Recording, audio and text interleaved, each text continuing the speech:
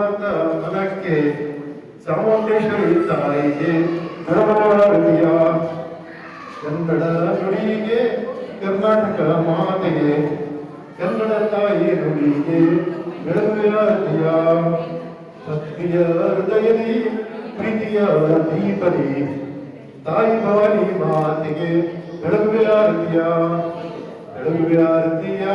ಕನ್ನಡ ತಾಯಿ ಮಾತೆಗೆ ಸತ್ಯದ ನುಡಿಗೆ ಸಂಸ್ಕೃತಿ ಬೆಳಕಿಗೆ ಬೆಳಗುವಾರತಿಯ ಕರ್ನಾಟಕ ಮಾತೆಯ ಆರತಿ ನಂತರ ಈ ಪ್ರಾಸ್ತಾವಿಕ ನುಡಿ ಮತ್ತು ಶಾಸ್ತ್ರ ಈ ನನ್ನ ಒಂದು ಇಚ್ಛೆ ಇತ್ತು. ಇದು ನನ್ನ ಜೀವನವೇ ಸಂಪತ್ತು 3ನೇ ಕೃತಿ. ನಾನು ತಿಮ್ಮಾಪುರ ಯಾದಗಿರಿ ತಿಮ್ಮಾಪುರ ರಂಗಪೇಟೆಯವರು ಮೋಹನ್ ಕಾಂತ ಅಂತ. ಇದು 3ನೇ ಕೃತಿ ಬರಲಿಕ್ಕೆ ಪ್ರೇರಣೆ ನೀಡಿದ್ದು ಬಿಜಾಪುರ ಸಿದ್ದೇಶ್ವರ ಸ್ವಾಮಿ ದೇವರು. ಇವರು ನಮ್ಮ ಶಾಪುರದಲ್ಲಿ ಪ್ರವಚನ ಮಾಡ್ತಿದ್ದರು. 33 ದಿನಗಳ ಪ್ರವಚನ ಮಾಡಿದ ನಂತರ ದಿನಾಲು ವಿಜಯವಾಣಿ ಪತ್ರಿಕೆಯವರು ಒಂದು ಅವಕಾಶ ಮಾಡಿದರು. ದಿನಾಲು ಅವ್ರು ಇರತಕ್ಕಂಥ ಒಂದು 10,000 ಜನ ಸೇರಿದ್ರು. ಅವ್ರು ಇರತಕ್ಕಂಥ ಪ್ರವಚನ ದಿನಾಲು ನೋಟ್ ಮಾಡಿಕೊಂಡು ಕಾರ್ಯಕ್ಕೆ ಒಪ್ಪಿಸಬೇಕು. ಅಂಕಣ ಸಿಂಧು ಅಂಕಣ ಅಂತ ಮಾಡಿದ್ರು. ಆ ಅಂಕಣಕ್ಕೆ ಕೊಡಬೇಕಂತ ಎಲ್ಲರೂ ಮಾಡಿದ್ರು. ಅದರ ಪ್ರಕಾರ ಅದನ್ನು ಕೊಡ್ತಾ ಇದ್ದೆ. ಅದನ್ನು ನೆಕ್ಸ್ಟ್ ಡೇ ಬೆಳಿಗ್ಗೆ ಪ್ರಕಟವಾಗ್ತದೆ. ಈ ರೀತಿ 33 ದಿನ ಪ್ರಕಟವಾದ ನಂತರ ಅದೇ ಪುಸ್ತಕ ರೂಪದಲ್ಲಿ ಸಂತೃಪ್ತಿಯ ಜೀವನ ರೂಪದಲ್ಲಿ ಪುಸ್ತಕ ಬಿಡುಗಡೆ ಮಾಡಿದ್ದೆ. ಸಿದ್ದೇಶ್ವರ ಸ್ವಾಮಿಯವರ ಪರ್ಮಿಷನ್ ತೆಗೆದುಕೊಂಡು ಅದು ಮೊದಲನೇ. ನಂತರ ಬಿಜಿ ಲೈಫ್ನಲ್ಲಿ ಅಡಿಟ್ ಆಗ್ತಿರುವಂತ LICಯಲ್ಲಿ ಅಡಿಟ್ ಆಗ್ತಿರುವಂತ ಕೆಲಸ ಮಾಡ್ತಿದ್ದೆ. ಜಾಸ್ತಿ ಸಾಹಿತ್ಯಗಳು ಓದ್ಕೊಡ್ಲಿಕ್ಕೆ ಆಗಲಿಲ್ಲ. ಆಮೇಲೆ ತದನಂತರ ರಿಟೈರ್ಮೆಂಟ್ ಆದ್ಮೇಲೆ ಜೀವನ ಸಂಬಂಧ ಪುಸ್ತಕ ಬರೀತಾ ಇದ್ದೆ. ಅದರಲ್ಲಿ ಒಂದು ಗಮನ ಬರೆದ ಕಡಿಮೆ, ಲೇಖನ ಬರೆಯೋದು ಜಾಸ್ತಿ.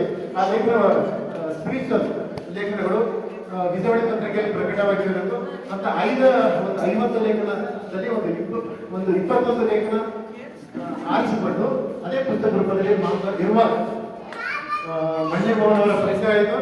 ಒಂದು 15 ಕವನ ಬರೆದಿದ್ದೆ. ಅವರು ಇದನ್ನು ಪುಸ್ತಕ ಮಾಡೋಣ ಅಂತ 15 ಕವನದಲ್ಲಿ ಹೇಗೆ ಪುಸ್ತಕ ಮಾಡಲಿಕ್ಕೆ ಸಾಧ್ಯ ಅಂದ್ರೆ ಇನ್ನೂ ಬರೀರಿ, ಮತ್ತೆ ಫ್ರೆಂಡ್ಸಿಗೆ ಇನ್ವಾಲ್ವ್ ಮಾಡ್ಕೊಳ್ಳಿ ಅಂತಂದ್ರೆ ಇನ್ನೊಂದು 5 ಬರುತ್ತೆ, 20 ಕವನ ಬರಲಿ. ಮತ್ತೆ ನಮ್ಮ ಫ್ರೆಂಡ್ಸಿಗೆ ಕೇಳಿದೆ, ಅಷ್ಟು ಆಗಿಲ್ಲ. 21 ಪುಸ್ತಕ ಬಿಡುಗಡೆ ಆಗುವುದು ಹೇಗೆ? ಅದೇ ಪದ್ಯವನ್ನು ಗದ್ಯ ರೂಪದಲ್ಲಿ ಬರೆದಾಗ 40 ಪುಟಗಳು 50-60 ಪುಟ ಆಯಿತು.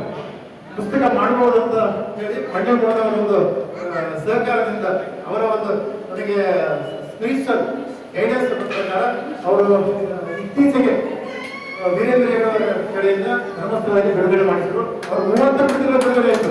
ಅದರಲ್ಲಿ ನಮ್ಮ ಅದು ನಂತರ ಇದು 3ನೇ ಕೃತಿ ಜೀವನ ಸಂಪತ್ತು. ಇದರ ಕೃತಿ ಬಗ್ಗೆ ನಂತರ ಹೇಳೋಣ.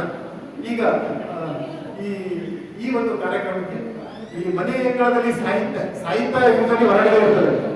ಆದರೆ ಮನೆಯಲ್ಲಿ ಸಾಹಿತ್ಯ ಮಾಡೋಣ ಅನ್ನೋ ಒಂದು ಆಶೆ ಇತ್ತು.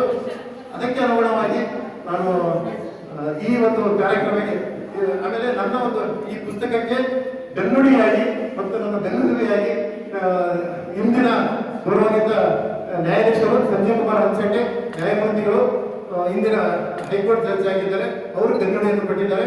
ಇವರು ಈ ಕಾರ್ಯಕ್ರಮಕ್ಕೆ ಇಂದು ಬಂದಿದ್ದಕ್ಕಾಗಿ ತುಂಬ ಹೃದಯದ ನಾನು ಸ್ವಾಗತ.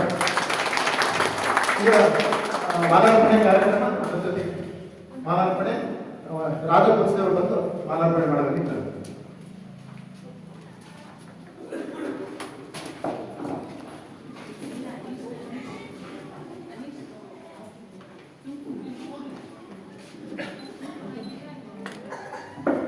ದಾನಪ್ಪ ಮತ್ತೆ ನಮ್ಮೂರಿನವರು ಹೈಕೋರ್ಟ್ ಅಡ್ವೊಕೇಟ್ ಅವರು ಬಂದಿದ್ದಾರೆ, ಅವರಿಗೂ ಸ್ವಾಗತ.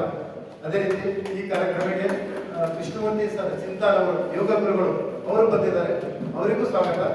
ಅದೇ ರೀತಿ Siddeshwara retired assistant general manager LIC ಅವರಿಗೆ 76 ವರ್ಷ ಈಗ, ಅವರಿಗೂ ಕೂಡ ಸ್ವಾಗತ. ಅದೇ ರೀತಿ ಈ ಕಾರ್ಯಕ್ರಮಕ್ಕೆ ಆಗಿದ್ದ ಶ್ರೀನಿವಾಸ್ ಅವರು depot manager, retired depot manager, ಅವರಿಗೂ ಸ್ವಾಗತ. ಮತ್ತೆ ರಾಜವರಿಗೂ ಕೂಡ ಸ್ವಾಗತ. ಅದೇ ರೀತಿ ಭೀಮಣ್ಣ ಸರ್ ಅವರಿಗೂ ಸ್ವಾಗತ. ಅದೇ ರೀತಿ ಈ ಕಾರ್ಯಕ್ರಮಕ್ಕೆ ಆಗಿದ್ದ ರಿಟೈರ್ಡ್ PSI ನಟಾ ಸರ್ ಅವರಿಗೆ ಸ್ವಾಗತ. ಅದೇ ರೀತಿ ಉತ್ತರ ಕನ್ನಡವರಿಗೆ ಸ್ವಾಗತ. ಮತ್ತೆ ಈ ಕಾರ್ಯಕ್ರಮಕ್ಕೆ ಆಯೋಜಿಸಿದ ನಮ್ಮ ಕಲೀಗ್ಸ್ ಕೃಷ್ಣಮೂರ್ತಿ ಸರ್ ಅವರು ಮತ್ತು ಅವರಿಗೂ ಸ್ವಾಗತ. ಅದೇ ರೀತಿ ಶ್ರೀನಿವಾಸ ರೆಡ್ಡಿ ಬಳ್ಳಾರಿ ಅವರು, ಅವರಿಗೆ ಕೂಡ ಒಂದು ರಿಟೈರ್ಡ್, ಅವರಿಗೆ ಕೂಡ ಸ್ವಾಗತ.